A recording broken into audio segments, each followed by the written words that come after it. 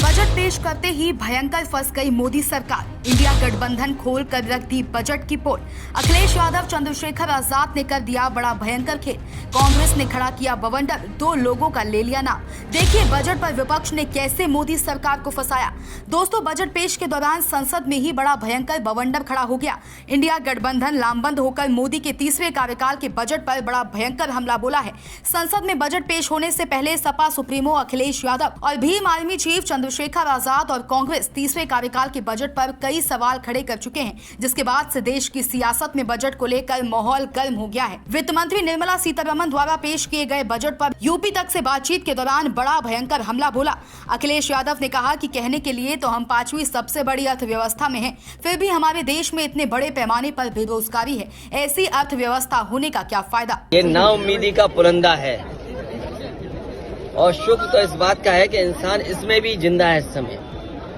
अशोक भाई को पकड़ना भाई। जो सवाल पहले थे, महंगाई, बेरोजगारी और जो सपने दिखाए गए थे बड़े बड़े, अगर हम यूपी का ही देख लें तो निवेश की हालत क्या रही होगी।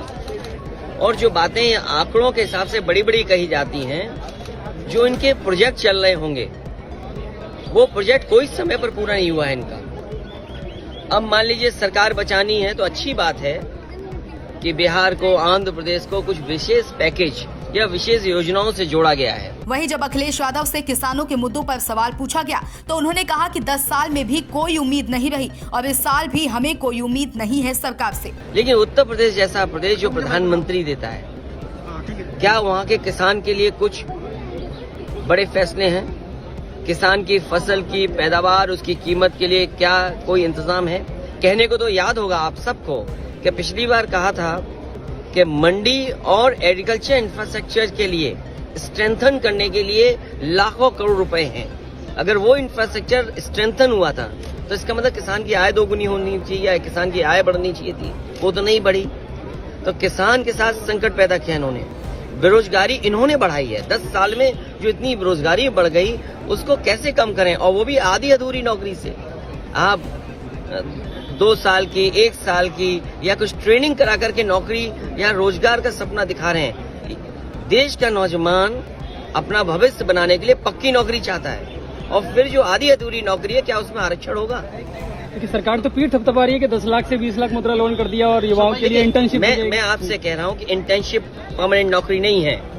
मोदी सरकार के बजट पर अखिलेश यादव के बाद अगर कोई सबसे ज्यादा भयंकर तांडव मचा रहा है तो वो नगीना से सांसद और भीम आर्मी चीफ चंद्रशेखर आजाद हैं। चंद्रशेखर आजाद बजट पेश होने से पहले ही मोदी सरकार को घेरने का सबसे बड़ा प्लान बनाया था। उन्होंने बजट पर वित्त मंत्री को घेरते हुए कहा कि आज का बजट उद्योगपतियों को खुश करने वाला और देश के मजदूर, किसान, युवा, बेरोजगारों, महिलाओं और बहुजनों को निराश करने वाला है। देश की जनता ने इस बजट से जो उम्मीदें लगा रखी थी, बजट उन उम्मीदों पर खरा नहीं उतरा और देश की जनता अपने आप को ठगा हुआ महसूस कर रही है। ये बजट रोजगार, महंगाई और 140 करोड़ जनता की मूलभूत सुविधाओं के अपेक्षित बजट नहीं है। इस बजट में गरीब, वंचित, SC, ST, OBC और अल्पसंख्यक समाज के आर्थिक विकास के लिए अलग से बजट का कोई प्रावधान नहीं किया गया है।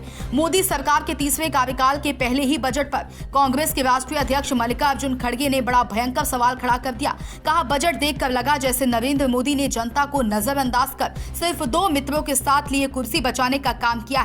ये बजट देखने के बाद ऐसा लगा कि उन्होंने 2 मित्रों को खुश करने को छोड़ के दूसरे किसी को भी 140 करोड़ जनता को उन्होंने अलग रखा और 2 मित्रों को उन्होंने साथ लेकर कुर्सी बचाने का काम किया है। वही यूपी में योगी और केशव मौर्य के बीच मचे सियासी घमासान के बीच मोदी सरकार के तीसरे कार्यकाल के बजट पर सीएम योगी ने विरोधियों पर बड़ा भयंकर हमला बोला और वित्त मंत्री द्वारा पेश किए गए बजट पर जमकर तारीफ की।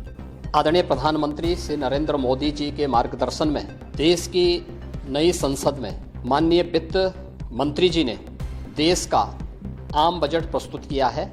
यह बजट सर्वस्पर्शी, सर्वसमावेशी, विकासोन्मुख 140 करोड़ भारतवासियों की आशा, आकांक्षा और अमृत काल के संकल्पों को पूरा करने वाला सिद्ध होगा। Bureau report, DK Tripathi.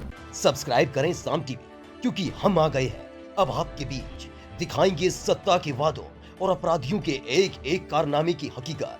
और हाँ, अगर आपके पास भी हो कोई ऐसी खबर तो कमेंट करके हमें बताएं, क्योंकि बिना डर और दबाव के हम दिखाते हैं हर एक खबर डंके की चोट पर।